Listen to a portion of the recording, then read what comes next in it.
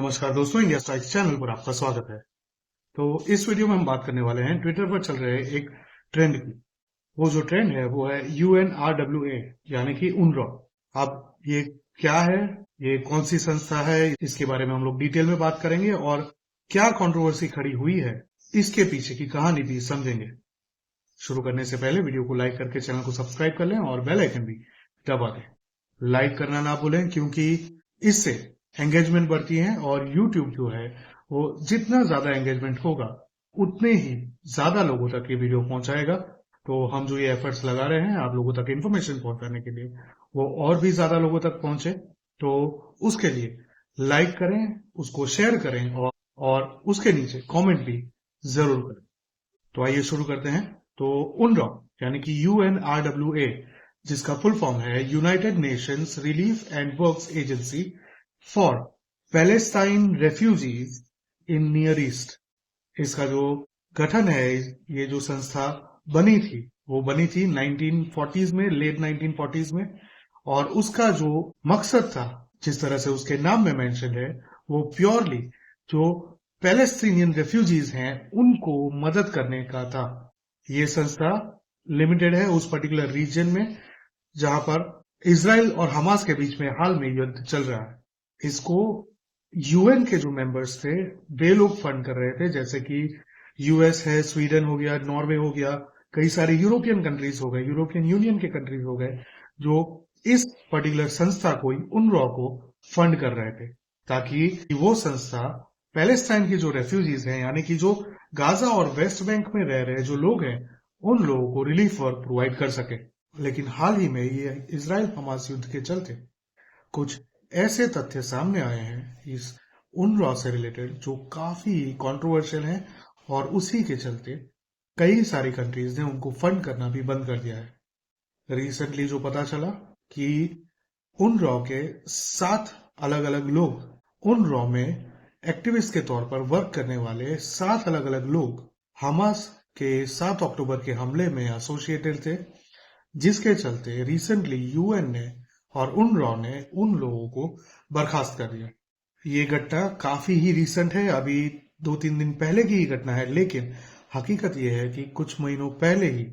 हमारे पास इस तरह की अपडेट्स आ गई थी कि UNRWA की ऑफिस में से और उनके प्रीमाइसेस में से टेररिस्ट एक्टिविटीज की जाती थी। एक खुलासा ये भी आया, जिस तरह से आप स्क्रीन पर देख सकते हैं,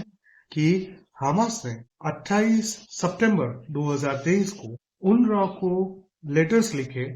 वहां पर जो काम करने वाले लोग थे उनको रिलीज करने के लिए, ताकि वे लोग हमास को ज्वाइन कर सके और मिलिट्री ट्रेनिंग ले पाए। जिसके सिर्फ 9 दिन के बाद 7 अक्टूबर को इजराइल के अंदर हमास ने हमला कर दिया। इसी हमले में वो 7 लोग सम्मिलित पाए गए थे जिन लोगों को UNRWA ने बर्खास्त कर दिया। काफी लंबे समय से हम ये कहते आए हैं कि यूएन यानी कि यूनाइटेड नेशंस, जहां पर हमारी कुछ अदाकाराएं जाकर अपनी पब्लिसिटी करवाने की कोशिश करती हैं और एनवायरमेंटलिस्ट बनने की कोशिश करती हैं, जो खुद ईद पर बकरों को हलाल करती है, वो UN Sino Wahhabi leftist alliance से इन्फ्लुएंस्ड है। बेसिकली ये जो टर्म है साइनो वहाबी लेफ्टिस्ट, ये एक फेमस जियोपॉलिटिकल एनालिस्ट हैं आदि अचिन जी, उन्होंने ये कॉइन किया था। तो ये जो यूएन है वो उस पर्टिकुलर अलायंस से इन्फ्लुएंस है, जिसमें साइनो यानी कि हो जाता है चाइना, वहाबी यानी हो जाता है इस्लामिस्ट, जो खास करके रेडिकल इस्लामिस्ट हैं और उनको जो प्रमोट करने वाले लोग हैं वो ग्रुप है, और लेफ्टिस्ट यानी कि वामपंथी, कम्युनिस्ट विचारधारा वाले, मार्क्सिस्ट विचारधारा वाले और उस तरह की मानसिकता वाले। तो उनसे ये पर्टिकुलर संस्था, जो कि पूरी दुनिया में पीस बनाए रखने के लिए और अलग अलग कार्यों के लिए बनाई गई थी, वो प्रभावित है, जिसके चलते काफी लंबे समय तक उसने चाइना को भी कंडेम नहीं किया कोविड-19 के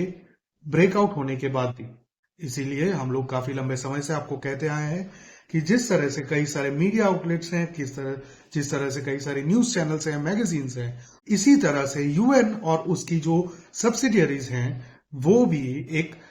प्रोपोगेंडा मशीन है और मनी लॉन्ड्रिंग मशीन है, जो कि अल्टीमेटली टेररिस्ट को सपोर्ट करती हैं, उन लोगों के साथ सिंपैथाइज करती हैं, instead of standing with those who are right, not saying who are on the right, क्योंकि वो एक पॉलिटिकल स्टेटमेंट है और यहां पर हम पॉलिटिकल स्टेटमेंट की बात नहीं कर रहे हैं, यहां पर हम बात कर रहे हैं ह्यूमन राइट्स की।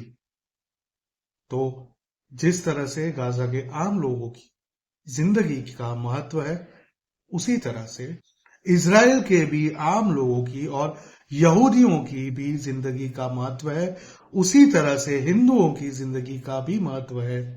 जैसे क्रिश्चियंस की जिंदगी का महत्व है और किसी भी इस्लाम को फॉलो करने वाले व्यक्ति की जिंदगी का महत्व है।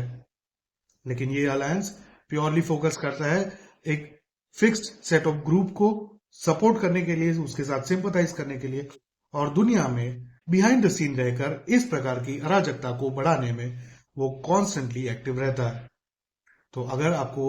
यूएन या यूएन से संबंधित कोई भी संस्था के पास से कोई भी इंफॉर्मेशन मिलती है,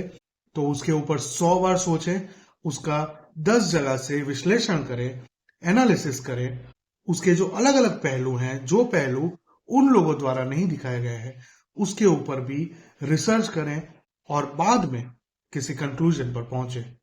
हम इस पर्टिकुलर चैनल के माध्यम से ऐसे सभी लोगों को और ऐसे सभी प्रोपेगेंडा मशीन्स को समय दर समय एक्सपोज करने की कोशिश करते हैं। तो अगर आपको हमारी बात सही लगे तो वीडियो को लाइक जरूर करें, क्योंकि इससे